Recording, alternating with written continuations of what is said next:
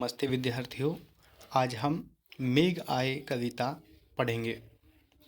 मेघ आए कविता प्राकृतिक सौंदर्य का चित्रण करती है। इसमें बादलों को सजे धजे दामाद के समान दिखाया गया है। जिस प्रकार ग्रामीण संस्कृति में प्रवासी दामाद के आने पर वातावरण खुशियों से भर जाता है, उसी प्रकार मेघों के आने का सजीव चित्रण करते हुए कवि ने अत्यंत प्रसन्नता भरे वातावरण को दिखाया है। मेघ आए बड़े बंठन के संवर के, आगे आगे नाचती गाती बयार चली, दरवाजे खिड़कियां खुलने लगी गली गली, पाहुन ज्यों आए हों गांव में शहर के, मेघ आए बड़े बंठन के संवर के। जिस प्रकार से घर में या गांव में दामाद के आने पर चारों तरफ प्रसन्नता का माहौल हो जाता है, हर तरफ खुशियां छाई रहती हैं, ठीक उसी प्रकार का वातावरण मेघों के आने के समय चारों तरफ हो गया है। कवि ने मेघों को सजे संवरे दामाद की भांति दर्शाया है। मेघों के आने से आगे आगे नाचती गाती हवा चल रही है। मनोरम मेघों को देखने के लिए गली गली में दरवाजे खिड़कियां खुलने लगी हैं, मानो शहर से कोई अतिथि सज संवर कर गांव में आया हो। भाव यह है कि वर्षा ऋतु आ गई है। आकाश में बादल छा गए हैं, हवा भी मस्ती भरे चलने लगी हैं और लोगों ने अपने घर के दरवाजे और खिड़कियां खोल दिए हैं। सब बादलों के बरसने की इच्छा व्यक्त कर रहे हैं। पेड़ झुक झांकने लगे गर्दन उचकाए, आंधी चली धूल भागी घाघरा उठाए, बाकी चितवन उठा नदी छिटकी, घूंघट सर के, मेघ आए बड़े बंठन के संवर के। बाकी चितवन मतलब तिरछी नजर और ठिठकी मतलब हैरान होकर के रुक जाना। मेघों के आने के समय प्रकृति में चारों तरफ होने वाले परिवर्तनों को कवि ने जीवंतता के साथ चित्रित किया। जब बादल आए तो पेड़ उचक उचक कर झांकने लगे। धूल ऐसे भाग रही है मानो कोई ग्रामीण बाला उत्साह से घाघरा उठाए भागी जा रही हो। नदी मेघों को तिरछी नजरों से देखकर रुक गई है, ठिठक करके रुक गई है।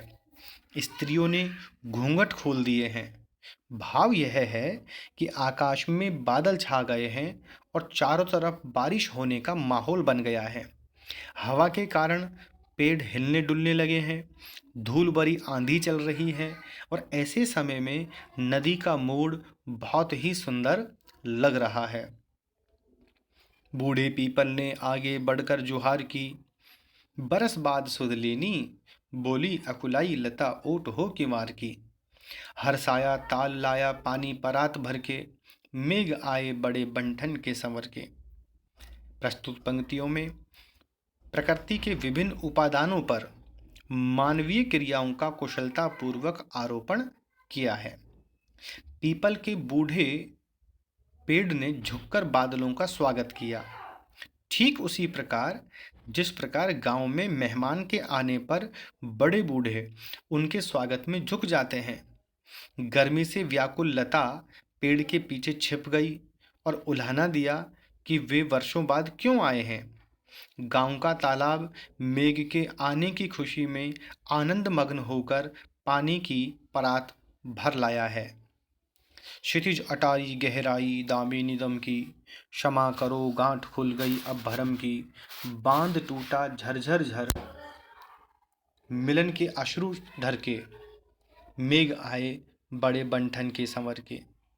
जिस तरह बहुत दिनों के वियोग के बाद अपने प्रिय लोगों के मिलन के समय आंसुओं की धारा खुशी से बहने लगती है और सब्र का हर बांध टूट जाता है, ठीक उसी तरह सबके प्रिय मेघों के आने से प्रकृति के सभी उपादानों के सब्र की बांध टूट गई है।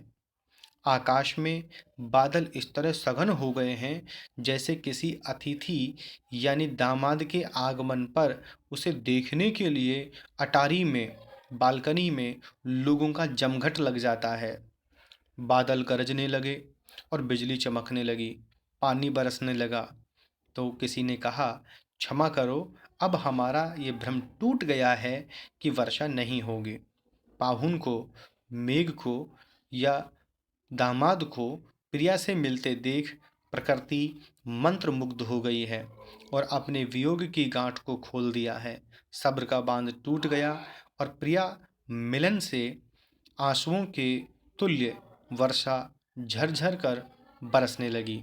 इस प्रकार मेघ आए पूरी कविता में कवि ने मानवीय गुणों का चित्रण करते हुए यहाँ पर मेघ और बाकी चीज़ों का सजीव चित्रण किया, इसलिए यहाँ मानवीकरण अलंकार का प्रयोग ज़्यादा हुआ है।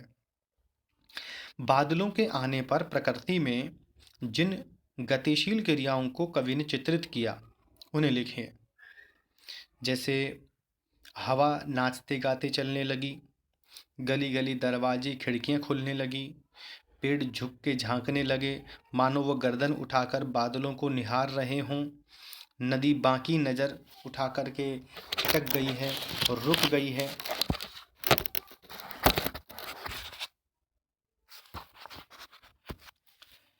पीपल के पेड़ बादलों के स्वागत के लिए झुक गया है, लताएं दरवाजे की ओट में छिप गई हैं, तालाब पानी भरकर लाया है और क्षितिज पर बिजली चमकने लगी हैं, तेज तेज वर्षा होने लगी जिसके कारण जगह जगह बांध टूट गए हैं। निम्नलिखित किसके प्रतीक हैं? धूल अतिथि के आने से उत्साहित एक चंचल बालिका का प्रतीक है। पेड़ एक साधारण ग्रामीण व्यक्ति का प्रतीक है जो किसी शहरी दामाद के आने पर गर्दन उठा उठाकर उसे देखता है। नदी एक ग्रामीण युवती है जो शहरी दामाद के आने पर तिरछी नज़र से उसे देखते हुए रुक जाती है। लता प्रतीक्षा में लगी हुई या प्रतीक्षारत नायिका की प्रतीक हैं। और ताल यानी तालाब घर का अंतरंग वो सदस्य का प्रतीक जो मेहमान के पैरों को पखारने के लिए, धोने के लिए पानी की परात भर लाया है। लता ने बादल रूपी मेहमान को किस तरह देखा और क्यों? लता ने बादल रूपी मेहमान को दरवाजे की आड़ से छिपकर देखा। वह स्वाभिमानिनी एक प्रेमिका है। कई दिनों के बाद प्रियतम के आने से वो नाराज है, पर वह देखे बिना नहीं रह सकती, इसलिए वह अपने प्रिय को छिपकर के देख रही है। भाव स्पष्ट कीजिए कि क्षमा करो, गांठ खुल गई अब बरम की। इसका मतलब है लता रूपी नायिका ने सोचा था कि बादल रूपी नायक उसे भूल गया है और अब वह नहीं आएगा। बादल के आने से उसके मन का ये संदेह दूर हो गया, इसलिए वो क्षमा मांग रही है। भाव यह है कि व्याकुल ग्रामवासियों ने ये सोचा था कि बादल नहीं बरसेंगे, परंतु उनका भी ये संदेह दूर हो गया। बाकी चितवन उठा नदी छिटकी घूंघट सर के पंक्ति का भाव स्पष्ट कीजिए। बादलों के आने से नदी मस्ती के साथ बहने लगी, उसका पानी साफ नजर आने लगा। भाव यह है कि गांव की नववधुएं मेहमान को तिरछी नज़र से निहारने लगी हैं और वे अपने घूंघट खोल खोल कर उसे देखने लगी हैं। मेघ रूपी मेहमान के आने से वातावरण में क्या क्या परिवर्तन हुए? मेघ के आने पर प्रकृति में भिन्न भिन्न परिवर्तन दिखाई देने लगे। ठंडी हवा चलने लगी, पेड़ झुकने लगे, धूल भरी हवा चलने लगी, ताल में लहरें उठने लगी, बादलों में बिजली चमकने लगी, प्रकृति में परिवर्तन उत्पन्न हुआ और सारा दृश्य एकदम से बदल जाता है। मेघों के लिए बन ठन के संवर के आने की बात क्यों कही गई है? मेघ जब भी आते हैं वो धूम मचाते हुए ही आते हैं।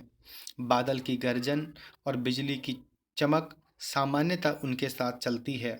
आंधी या तेज हवाओं का साथ सामान्यतः उनके साथ रहता है।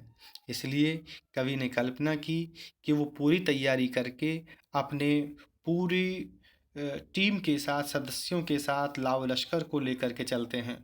वो पूरी तरह से बन ठन कर संवर कर चलते हैं और उनके आने की खबर से पहले ही लोगों को इस बात की खबर लगी रहती है कि बादल आएंगे।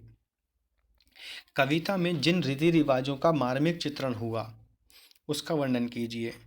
मेहमान के आने पर सभी गांव वासियों का उत्साहित होना, खुशी और प्रेम पूर्वक स्वागत करना, स्त्रियों का मंगल कामना करना, नववधुओं द्वारा घूंघट की आड़ से तिरछी नजरों से देखना, मेहमान के लिए पानी भरी परात लाना आदि अतिथि सत्कार संबंधी रीति रिवाज विभिन्न भावों के रूप में कविता में चित्रित हुई हैं।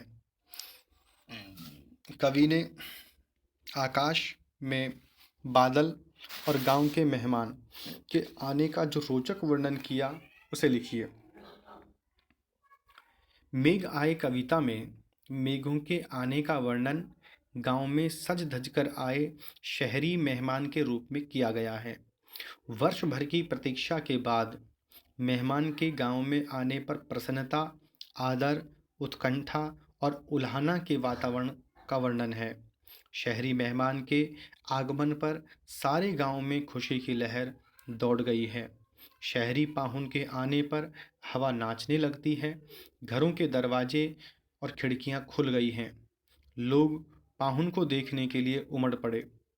गांव के बड़े बूढ़े पीपल के रूप में आगे बढ़कर मेहमान का स्वागत सत्कार कर रहे हैं। गांव की स्त्रियां उसे तिरछी नज़रों से निहार रही हैं।